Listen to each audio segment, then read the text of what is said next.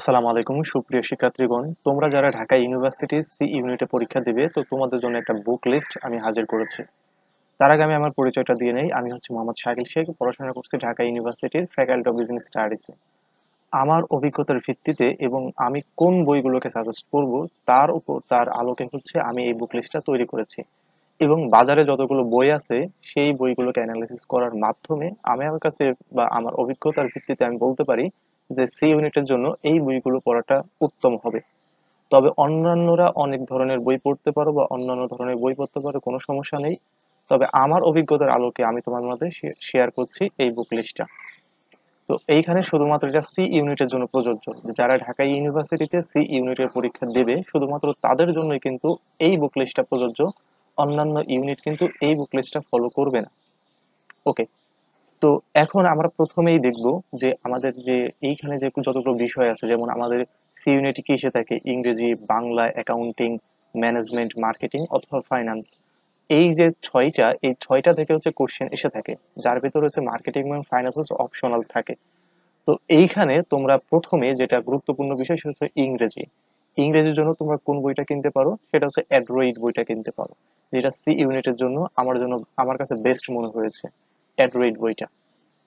ওকে, এখন আসলে হচ্ছে এরপরে গুরুত্বপূর্ণ যে সাবজেক্ট সেটা হচ্ছে বাংলা। বাংলার জন্য তোমরা কি কিনবে, অভিযাত্রী বইটা কিনতে পারো। বাংলার জন্য তোমরা অভিযাত্রী বইটা কিনবে এবং বাংলা যে মুখস্থ টপিক আছে সেই মুখস্থ টপিকের জন্য অভিযাত্রীর আরেকটা বই আছে, সেটা হচ্ছে এটিএম, একটানা মুখস্থ।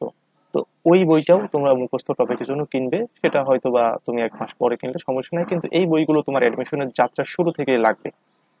এরপর আসি আমাদের আরেকটা মোস্ট ইম্পর্টেন্ট সাবজেক্ট, সেটা হচ্ছে অ্যাকাউন্টিং। অ্যাকাউন্টিং জন্য খুব মানে অনেক পরিচিত, যেটা সবাই কিনে থাকে, সেটা কি র্যাপস। র্যাপস এখনো বেস্ট অ্যাকাউন্টিং এর জন্য। অ্যাকাউন্টিং এর জন্য কি কিনবে, র্যাপস কিনবে। এখন আসি ম্যানেজমেন্ট। ম্যানেজমেন্টের জন্য আমি সাজেশন দিয়েছি ফান্ডামেন্টালস অফ বিজনেস। এই ফান্ডামেন্টালস অফ বিজনেসটা ম্যানেজমেন্টের জন্য কিনবে।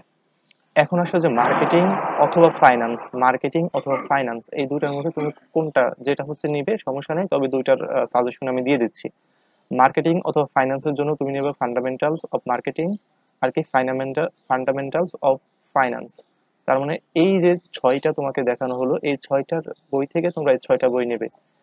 আমি আশা করি তোমরা যদি এই বইগুলো পড়াশোনা করো তাহলে তোমরা একটি বেস্ট প্রিপারেশন পাবে আর বইটা খুব ভালো হবে। মানে তোমার এই সি ইউনিটের ভাবে লেখা বা সি ইউনিটকে বেসড করে লেখা এই বইগুলো সাধারণত বাজারে খুব ভালো মতো চলছে। আর এইখানে আরেকটা বিষয় দেখো, যে এই যে র্যাপস, তারপর হচ্ছে অ্যাড্রয়েডস, ফান্ডামেন্টাল অফ মার্কেটিং, তারপর হচ্ছে ফাইন্যান্স, এরপর হচ্ছে ফান্ডামেন্টাল অফ বিজনেস, এই বইগুলো তোমরা প্যারাগন পাবলিকেশনে পেয়ে যাবে।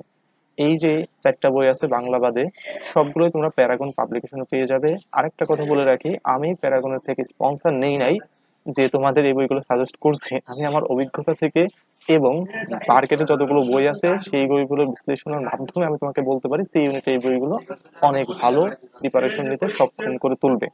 ওকে, তো আশা করি তোমাদের কাছে ভিডিওটি ভালো লেগেছে। যদি ভিডিওটি ভালো লাগে থাকে অবশ্যই একটা লাইক করবে এবং চ্যানেল নতুন হয়ে থাকলে অবশ্যই সাবস্ক্রাইব করবে।